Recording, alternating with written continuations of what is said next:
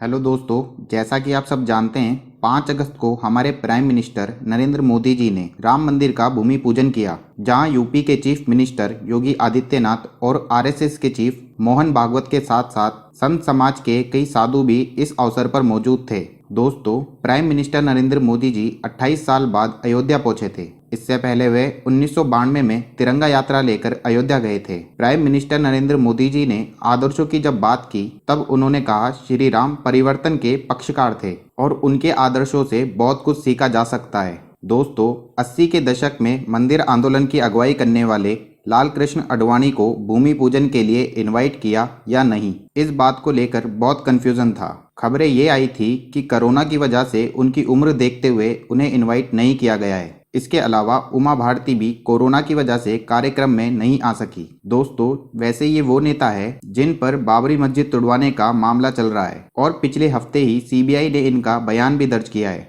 तो राम जी हमारी जिंदगी और हमारी संस्कृति में कैसे दाखिल होते हैं, आइए हम जानते हैं। देश में एक टाइम ऐसा आया जिसमें सभी लोगों को संस्कृत नहीं आती थी। फिर तुलसीदास जी ने जन भाषा में रामचरितमानस लिखी और धीरे धीरे राम कथा फिर से लोगों तक पहुंचने लगी। इसके अलावा कई ऐसे कवि हुए हैं जिन्होंने राम कथा को अपने अपने तरीके से लिखा था और ये बात भी नए सिरे से शुरू हुई कि श्री राम का जन्म अयोध्या में हुआ था और अब इसी जन्म स्थान पर एक मंदिर बनने जा रहा है। ये एक बहुत लंबी कहानी है दोस्तों, तो आज मैं आप लोगों तक इसी कहानी को पहुंचाने जा रहा हूं। मेरी कोशिश रहेगी कि आज तक मंदिर के इतिहास में जितने भी मेन फैक्ट रहे हैं वो मैं आज आपको बताऊं।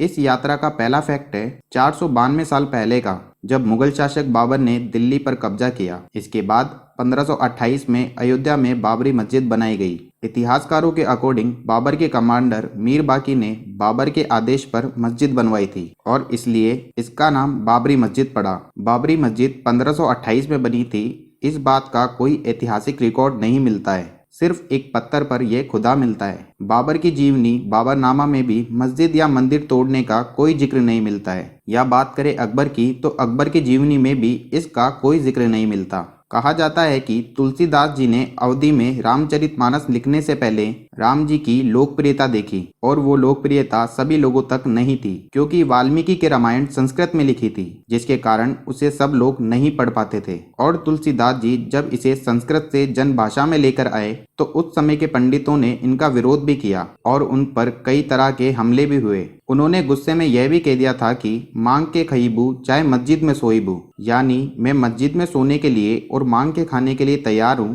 पर मैं इसका ट्रांसलेशन हिंदी में करके ही रहूंगा। दोस्तों, तुलसीदास जी के 80 साल बाद इंग्लैंड के ट्रैवलर विलियम फिंच 1611 में अयोध्या आए। फिंच भी रामचंद्र के महल और घर को तोड़ने का जिक्र भी करते हैं, लेकिन वो मस्जिद की कोई बात नहीं लिखते। इसके बाद सन 1634 में थॉमस हर्बर्ट भी राम के महल का जिक्र करते हैं। फिर 1717 की बात आती है, जब जयपुर के राजपूत राजा सवाई जय सिंह अयोध्या में मस्जिद के पास जमीन खरीदते हैं और जयपुर के सिटी पैलेस में जो चीजें हैं उनमें राम जन्म स्थान का जिक्र भी मिलता है। ये तो मॉडर्न हिस्ट्री की बात हो गई, जिसमें कई मुस्लिम शासक और मुगल शासक उन्होंने कई हिंदू मंदिरों को तोड़ा था। यह बात अच्छे से हिस्ट्री में लिखी हुई है। खुद उस टाइम के इतिहासकार ने भी मंदिर तोड़ने के बारे में बात लिखी है। अब चाहे उसमें साउथ इंडिया का हम्पी हो या खुजराहो के मंदिर हो या फिर गुजरात के ज्वाला माता का मंदिर हो, इन सभी को मुगल शासक और मुस्लिम शासकों ने तोड़ा था। अगर हिंदू इतिहासकार और मुस्लिम इतिहासकार वाली डिबेट से अलग देखें तो भीमराव अंबेडकर की बुक पे भी नजर जाती है, जिसका नाम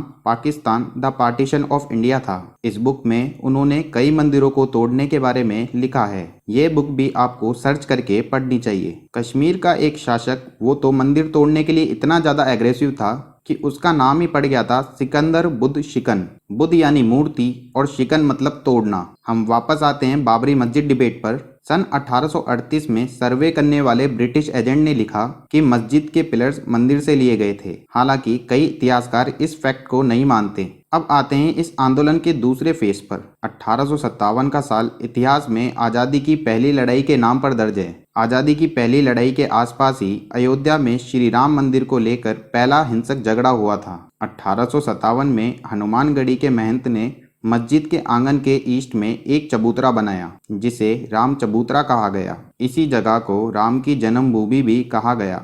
इसके विरोध में 1857 में ही मस्जिद के मौलवी मोहम्मद अजगर ने मजिस्ट्रेट के सामने अर्जी लगाई साल 1859 में ब्रिटिश सरकार ने हिंदू और मुस्लिम पूजा स्थलों के बीच एक दीवार बनवा दी। इसके बाद हिंदू ईस्ट से एंटर करने लगे और मुस्लिम नॉर्थ से। बाद में 1885 में कुछ चेंजेस आया। महंत रघुवर दास ने चबूतरे का कानूनी हक लेने के लिए अर्जी लगाई और इस पर एक मंदिर बनाने की परमिशन मांगी। वो चबूतरे पर मंदिर बनाना चाहते थे, जो कि 1857 में बनाया गया था। महंत रघुवर दास वाली अर्जी में चबूतरे वाली जगह को ही राम जी का जन्म स्थान बताया गया। मंदिर जिस जगह है उस जगह राम मंदिर होने की कोई बात उस एप्लीकेशन में नहीं थी। इसके बाद ये अर्जी 1986 में रिजेक्ट कर दी गई। इसके अलावा बाबरी मस्जिद के पास पत्थर रखकर नंबर 1 राम जन्मभूमि लिखा गया था। उस सिचुएशन में कई छोटे बड़े झगड़े भी हुए, जैसे 1934 में सांप्रदायिक झगड़ा हुआ जिसमें मस्जिद का कुछ हिस्सा तोड़ दिया गया। 1944 में एक नई पार्टी एंटर करती है जिसमें कमिश्नर ने मस्जिद को सुन्नी प्रॉपर्टी घोषित कर दिया क्योंकि बाबर सुन्नी था। इसके बाद देश को 1947 में आज़ादी मिल गई और फिर थर्ड फेज स्टार्ट होता है। 1949 को देश को आज़ाद हुए 2 साल हो चुके थे। नेहरू देश के प्रधानमंत्री थे और गांधी जी की हत्या हो चुकी थी। 1949 के दिसंबर मंथ में अखिल भारतीय रामायण महासभा ने अयोध्या में 9 दिन का रामचरितमानस पाठ आयोजित करवाया। पाठ खत्म होने के बाद 22 और 23 दिसंबर के दिन बाबरी मस्जिद में राम और सीता की मूर्तियां रख दी गई और इसी को कहा गया कि मस्जिद में रामलला प्रकट हुए। इसके बाद दोनों समुदायों में झगड़ा हुआ और कोर्ट में केस फाइल किया गया। मुस्लिमों की तरफ से पक्षकार बनाया गया हाशिम अंसारी को 19 दिसंबर 1949 को बाबरी मस्जिद को विवादित स्थल डिसीजन दिया गया। एक नोटिस के जरिए मुसलमानों को भी बाबरी मस्जिद में एंटर होने की परमिशन नहीं दी गई। मेन गेट को ताला लगा दिया गया और दूसरी तरफ हिंदुओं को दूसरे गेट से अंदर जाने की इजाज़त भी दे दी गई और 4 पुजारियों को मूर्ति तक जाने की परमिशन दे दी गई। फिर 16 जनवरी 1950 के दिन गोपाल सिंह ने सिविल फाइल केस किया। उस टाइम गोपाल सिंह हिंदू महासभा के सदस्य थे। उन्होंने मूर्तियों को ना हटाने और पूजा करने की इजाज़त मांगी थी। 1959 में निर्मोही अखाड़ा भी विपक्षकार बनकर सामने आते हैं और पूरी जमीन का हक मांगते हुए केस फाइल करते हैं। इसके बाद 1984 में इंदिरा गांधी की हत्या हो जाती है और देश की सत्ता उनके बेटे राजीव गांधी के हाथों में आती है और उसी दौरान अयोध्या में राम मंदिर की मांग एक बार फिर से स्टार्ट होने लगती है। राजीव गांधी राजनीति में नए थे, इसलिए उन्हें ये समझने में वक्त लग रहा था कि कांग्रेस मंदिर को लेकर कैसा एनवायरनमेंट क्रिएट करे और उसी साल विश्व हिंदू परिषद राम मंदिर को मुक्त करवाने के लिए आंदोलन शुरू करती है। सन 1985 में राम रथ की यात्राओं का सिलसिला भी स्टार्ट होता है और इन्हीं सब के बीच एक ऐसी घटना होती है जिससे मंदिर आंदोलन की आग में घी पड़ता है। इंदौर में रहने वाली शाहबानो, उनको उनके पति ने 1978 में डिवोर्स दिया, लेकिन गुजारा भत्ता देने से मना कर दिया। इसके बाद शाहबानो ने अदालत में केस फाइल किया जो कि सुप्रीम कोर्ट तक पहुंचा। 23 अप्रैल 1985 को सुप्रीम कोर्ट ने शाहबानो के फेवर में डिसीजन दिया और कहा कि शाहबानो और तलाकशुदा औरतों को गुजारा के लिए भत्ता देना कंपलसरी है। लेकिन मुस्लिम कम्युनिटी को लगा कि सुप्रीम कोर्ट का फैसला उनके धर्म के अगेंस्ट है और एक के बाद एक फतवे आने लगे कि सुप्रीम कोर्ट का फैसला उनके धर्म के विरुद्ध है। राजीव गांधी इस दबाव के आगे झुक गए और उन्होंने 25 फरवरी 1986 को मुस्लिम महिला तलाक बिल पास कर दिया। उस बिल के तहत मुस्लिम महिलाओं को धारा 125 से बाहर कर दिया गया। राजीव गांधी ये बात अच्छे से जानते थे कि उन्हें इस डिसीजन को बैलेंस करना पड़ेगा। एक्सपर्ट्स बताते हैं कि अरुण नेहरू के साथ मिलकर उन्होंने यूपी के मुख्यमंत्री वीर बहादुर सिंह पर बाबरी मस्जिद खुलवाने का दबाव डाला, तो शाहबानो वाले डिसीजन चेंज होने के कुछ ही हफ्तों के अंदर फैजाबाद की एक अदालत ने ताला खोलकर मस्जिद में जाने की परमिशन दे दी। इसके बाद एक अलग सिचुएशन क्रिएट हुई। बाबरी मस्जिद पर विवाद था, वहाँ ना नमाज होती थी ना कोई पूजा, लेकिन ताला खुलने के बाद पूजा होने लगी और इसका सीधा फायदा मिला विश्व हिंदू परिषद को। मामला अदालतों में था, लेकिन परिषद इसको आंदोलन बनाने में लगी थी। ताला खुलने के बाद बारी थी देश में राम मूर्तियों की पूजा और उन्हें अयोध्या ले जाने की। राजीव गांधी पर भूमि पूजन की परमिशन के लिए दबाव बनने लगा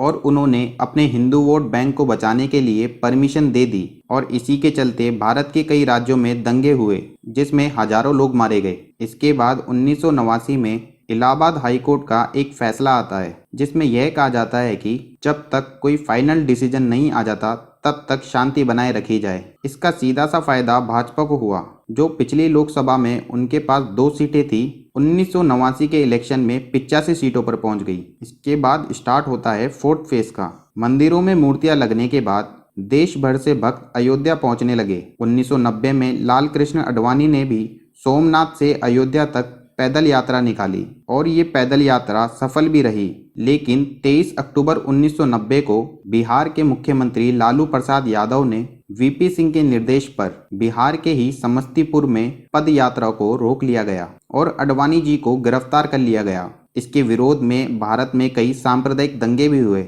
और हिंसक प्रदर्शन हुआ। इसके बाद आता है सन 1990, जब यूपी में मुलायम सिंह यादव की सरकार थी। अयोध्या में कर्फ्यू लगा था, लेकिन देश भर से अयोध्या में भक्तगण पहुंचे जा रहे थे। स्थिति हाथ से निकलने लगी और तब पुलिस ने गोलियां चलाई। उनमें 28 भक्तों की मौत हो गई। इसके बाद 1992 के दिन सेवकों ने मस्जिद गिराने की कोशिश की और अगले दिन जब सेवक मस्जिद गिराने की तरफ बढ़े तो यूपी के कल्याण सिंह सरकार ने 1990 में जो मुलायम सिंह यादव ने किया था वैसा बिल्कुल नहीं किया।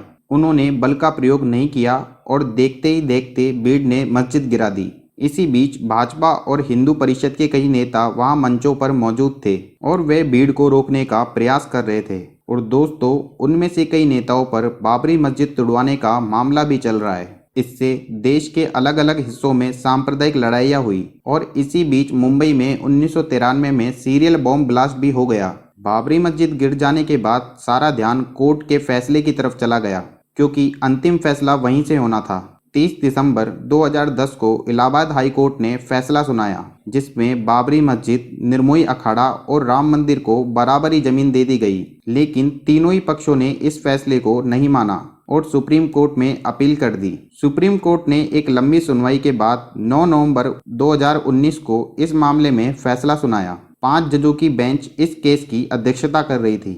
फैसला सबकी सहमति से हुआ। फैसले पर किसी जज का नाम नहीं था और जो पूरी जमीन है वो राम मंदिर के लिए दे दी गई और सरकार को आदेश दे दिया गया कि मंदिर पर निर्माण के लिए ट्रस्ट बने। और सुन्नी बोर्ड को अयोध्या में ही कहीं 5 एकड़ जमीन देने का फैसला कोर्ट ने किया। आई होप आपको ये वीडियो जरूर पसंद आया होगा। अगर आपको ये वीडियो अच्छा लगा तो आप वीडियो को लाइक करें और चैनल को सब्सक्राइब करें। मिलते हैं नेक्स्ट वीडियो में। जब तक के लिए take care, stay home, stay safe.